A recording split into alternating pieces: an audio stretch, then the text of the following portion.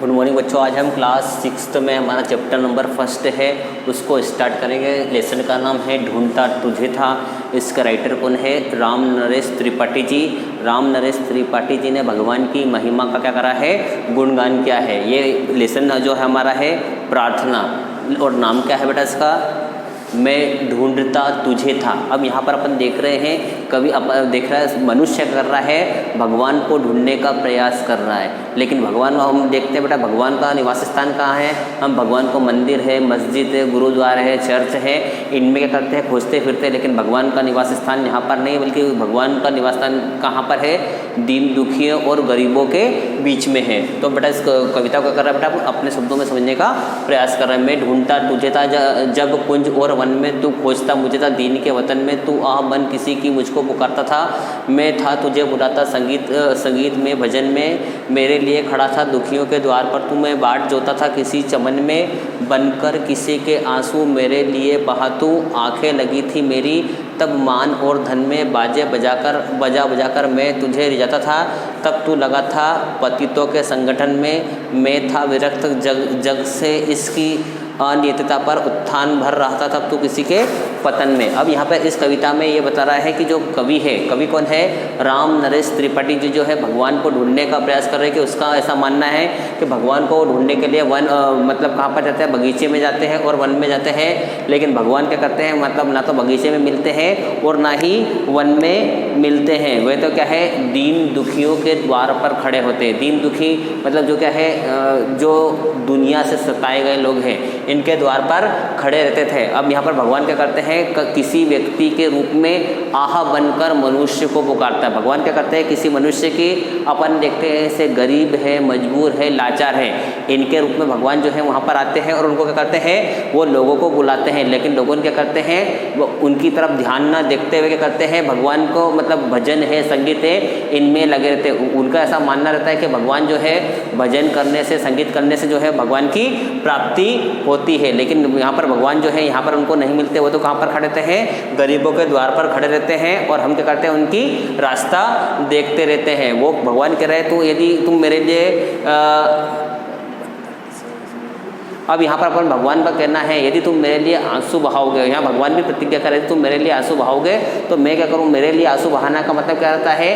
कि अपन को है भगवान के लिए हमारी आंखें कम रोना चाहिए। लेकिन हम क्या करते हैं? हम भगवान को तो याद नहीं करते हैं और हम काय के लिए आंसू बहाते रहते हैं, धन के लिए और मान सम्मान के लिए। मान और सम्मान से समझते हैं कि हमको भगवान की प्राप्ति होगी, जो कि नहीं होगी। हम क्या करते हैं? बार बार भगवान को रिझाने के लिए, भगवान को रिझाने के लिए हम कहीं ताली बजाते हैं, कहीं बाजा बजाते हैं। लेकिन भगवान उस समय क्या रहता है? भगवान जो है गिरे हुए जो लोगों रहते हैं उनको उठाने में लगा रहता है। अपन देखते हैं और भगवान क्या करते हैं? ये दुनिया कैसी है?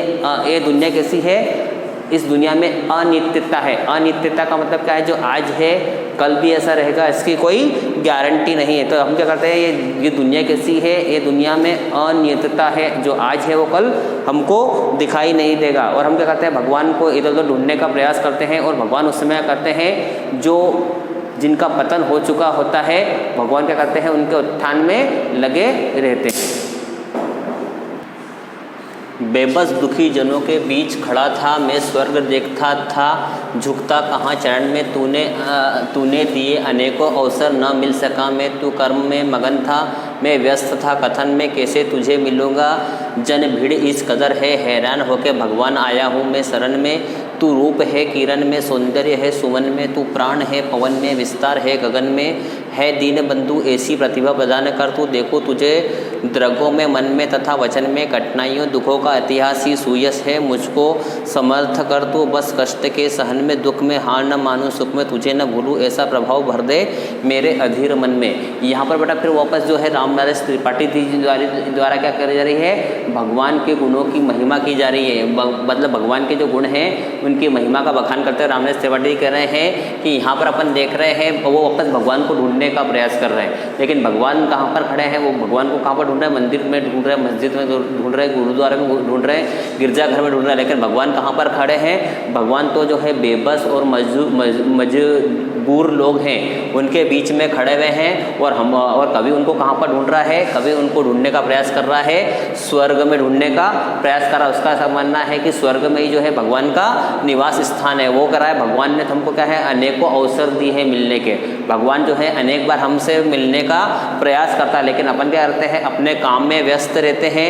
अपन क्या करते हैं अपने काम में इतने अधिक व्यस्त हो जाते हैं कि अपन क्या करते हैं उसमें ही लगे रहते हैं और भगवान की तरफ क्या हम करते हैं ध्यान ही नहीं देते हैं। और पर वो फिर कवि का वापस मानना है कि वो कर रहा है कि जब वहाँ पर अपन देख रहे इतने सारे लोगों हैं, इतने सारे लोगों की भीड़ है, और वो बोल रहा है कि इस भीड़ में मैं प्रभु मैं आपको कैसे देखूंगा।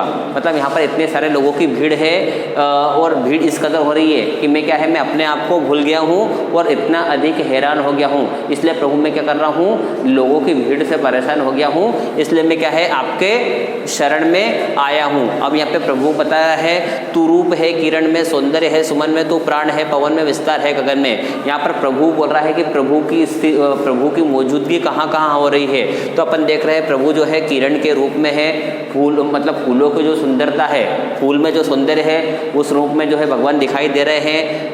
हवा है, हवा में जो प्राण है उस रूप में भी प्रभु मौजूद है। और आकाश का जो विस्तार मतलब जो अपन देख रहे हैं आकाश है, आकाश जो इतना बड़ा विस्तार, आकाश का जो विस्तार हुआ है उसमें भी जो है प्रभु की मौजूदगी है। दीन बंधु ऐसी प्रतिभा प्रदान कर तू, देखो तुझे दृग में मन में तथा वचन में। वो कह रहा है कि हे प्रभु मुझे ऐसी शक्ति प्रदान करो, हे प्रभु मुझे ऐसी शक्ति प्रदान करो, ऐसी प्रतिभा प्रदान करो कि मैं क्या करूँ तुझे आँखों से, मन से तथा वचन तीनों रूप में, तीनों से मैं क्या करूँ तुमको देख सकूँ। कठिनाइयों में दुख का इतिहासी सुयश है, मुझको समझ सकल तू कष्ट के सहन करने में। अपन देख रहे हैं कठिनाई है, दुख है, इनका इतिहास कैसा है, इनका इतिहास जो है भरा पड़ा हुआ है। और वो बोल रहा है मतलब कठिनाई आती है, दुख आते हैं, तकलीफ आती है, तभी हम क्या करते हैं भगवान को क्या करते हैं याद करते हैं। तो कर रहा है कि हे प्रभु मुझे कठिनाई और दुख को सहन करने की इतनी क्षमता, इतनी अधिक शक्ति प्रदान करो कि मैं कठिनाई और दुख में भी आए तो मैं क्या करूँ आपको कभी भूलूं नहीं। दुख में हार न मानूं, सुख में तुझे न भूलूं, ऐसा प्रभाव भर दे मेरे अधीर मन में। वो कह रहा है अपन देखते हैं भैया जब ज़्यादा अधिक तकलीफ आती है तो ही हम क्या करते हैं भगवान को याद करने का प्रयास करते हैं, और जब सुख आता है तो हम क्या करते हैं हम भगवान को याद नहीं करते। तो कह रहा है कि हे प्रभु मुझे ऐसी शक्ति प्रदान करना कि मैं क्या करूँ दुख में भी क्या है हार नहीं मानूं और सुख में क्या है कभी तुमको नहीं भूलूँ। ऐसा प्रभाव भर दे मेरे अधीर मतलब मेरे मन को इतना अधिक मजबूत बना दो कि क्या है चाहे दुख आए चाहे सुख आए दोनों ही स्थिति को क्या करूँ मैं समान रूप से ग्रहण करूँ। इसलिए वो क्या कर रहे हैं मतलब राम नरेश त्रिपाठी जी जो है भगवान को ढूंढने का प्रार्थना कर रहे हैं और भगवान से प्रार्थना कर रहे हैं। अब हमारा फर्स्ट क्वेश्चन है अनुभव विस्तार का पहला क्वेश्चन है सही जोड़ी बनाइए।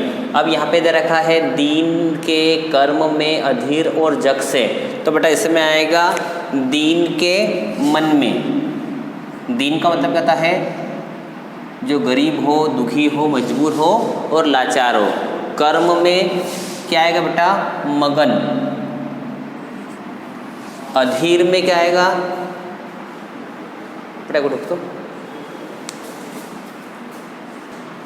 बेटा दीन के क्या आएगा बेटा इसमें दीन के वतन में। कर्म में मगन, अधीर मन और जग से विरक्त। मतलब सही जोड़ी बनाना है। दीन के क्या आएगा वतन, कर्म में मगन, फिर अधीर मन और जग से आएगा विरक्त। अब दिए गए शब्दों में से उपयुक्त शब्द छाटकर रिक्त स्थान की पूर्ति कीजिए। मैं तुझे था जब कुंज और वन में खोजता या ढूंढता, तो बेटा इसमें आएगा ढूंढता। हमारे लेसन का नाम ही है मैं ढूंढता तुझे था, तो यह भी देखा है मैं ढूंढता तुझे था जब कुंज और वन में। आंखें मेरी तब मान और धन में लगी थी या खुली थी, इसमें आएगा लगी थी। आंखें लगी थी मेरी तब मान और धन में। अपन देख रहे हैं भगवान को पाने का प्रयास तो नहीं कर रहे हैं और हमारा मन काय में लगा रहता है। अधिकतर हम क्या करते हैं मान सम्मान की इच्छा करते हैं और धन दौलत कमाने में लगे रहते हैं और अपनी जो ज़िंदगी जो है उसको करते हैं पूरी तरीके से बर्बाद कर देते हैं और भगवान के लिए कुछ भी नहीं करते। है दीन बंधु ऐसी प्रदान कर तू, प्रतिभा या प्रतिमा। प्रतिमा का मतलब क्या होता है मूर्ति, तो यहाँ पर आएगा बेटा प्रतिभा। है दीन बंधु ऐसी प्रतिभा प्रदान कर तू, ऐसा प्रभाव भर दे मेरे मन में। अशांति या फिर अधीर इसमें आएगा बेटा अधीर। बेटा हमारा प्रश्न क्रमांक 2 है अति लघुत्तरी प्रश्न या निम्नलिखित प्रश्न का उत्तर एक एक वाक्य में दीजिए। कवि ने ईश्वर को दीनबंधु क्यों कहा है? कवि ने ईश्वर को दीनबंधु इसलिए ऐसा कहा है क्योंकि ईश्वर जो है दीन दुखियों की सेवा में लगा रहता है।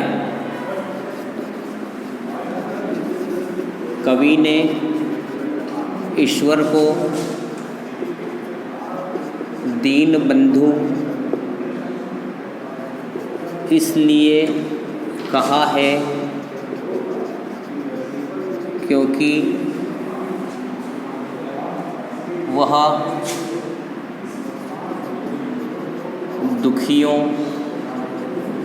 की मदद में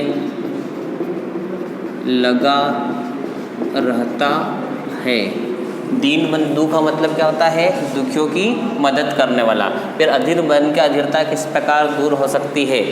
अधीर मन की अधीरता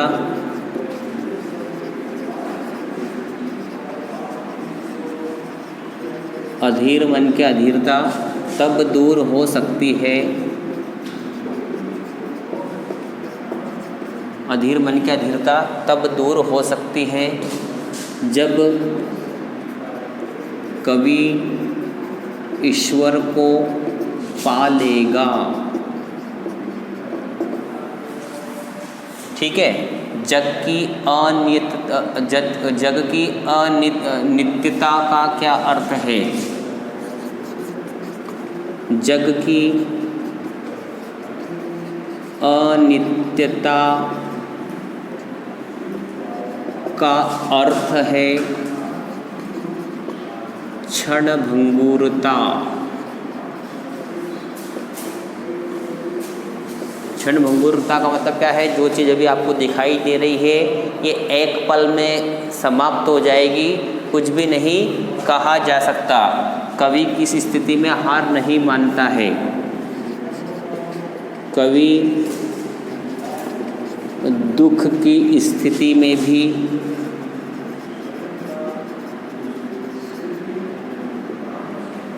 हार नहीं मानता है। किरण, सुमन और पवन किसके स्वरूप हैं?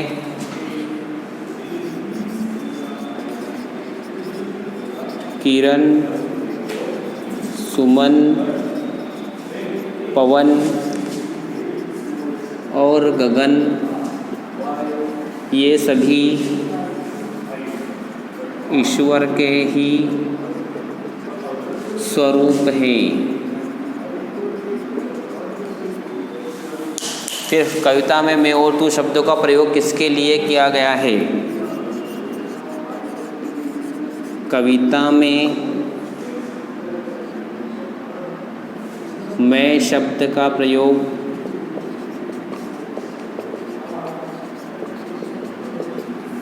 कवि ने अपने लिए कवि ने अपने स्वयं के लिए कवि ने अपने स्वयं के लिए और तू शब्द का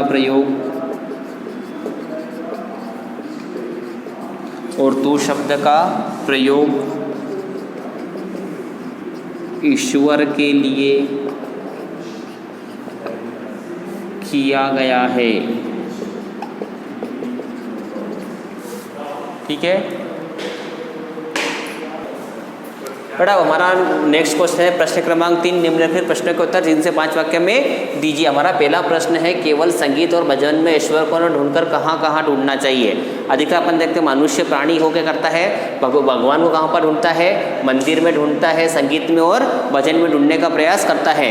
तो बोल रहा है ईश्वर को संगीत और भजन के माध्यम से पाना मुश्किल है। अगर ईश्वर को सही मायने में पाना है तो दीन दुखियों के बीच में जाना होगा, उनकी सेवा करनी होगी, क्योंकि ईश्वर तो दीन दुखियों के बीच में निवास करते हैं। अपन सोचे कि अपन भगवान को मंदिर मतलब भजन और संगीत के माध्यम से भी भगवान को पाले, तो ये क्या है? गलत है। हमको इसके लिए करना पड़ेगा, दीन दुखी दुनियादारी से सताए हुए लोगों के बीच में जाना पड़ेगा, उनकी सेवा करना पड़ेगी।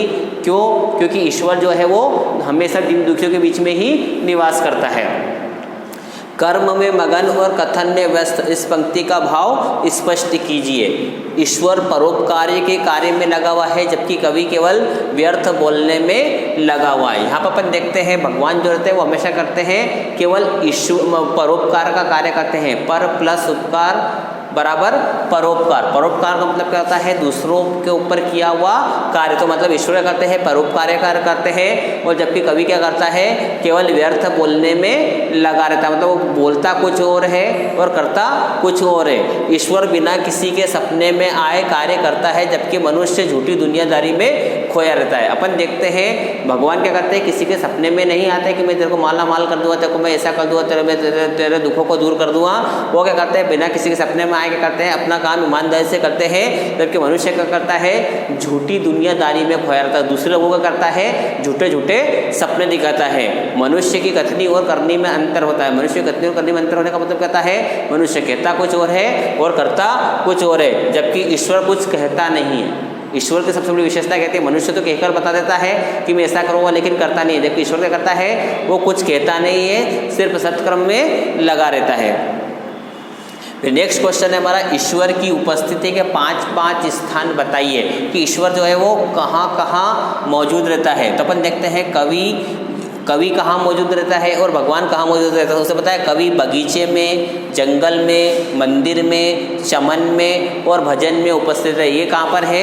ये कवि की मौजूदगी के स्थान है कि अपन भगवान को कहाँ कहाँ ढूंढते हैं? बगीचे में ढूंढते हैं, जंगल में ढूंढते हैं, मंदिर में ढूंढते हैं, चमन में ढूंढते हैं और भजन में उनको ढूंढने का प्रयास करते हैं। जबकि कहाँ है? ईश्वर कहाँ पर मिलते हैं बेटा? ईश्वर दीन दुखियों के बीच में मिलते हैं, किरण में मिलते हैं, पवन में मिलते हैं, फूलों में मिलते हैं और पतितों में करता है ये उपस्थित रहते हैं। बेटा इस प्रकार जो हमारा आज ये जो वीडियो है, इस बाकी का जो क्वेश्चन आंसर है बेटा वो क्या आएंगे बेटा अगले वीडियो में आपको बताएंगे।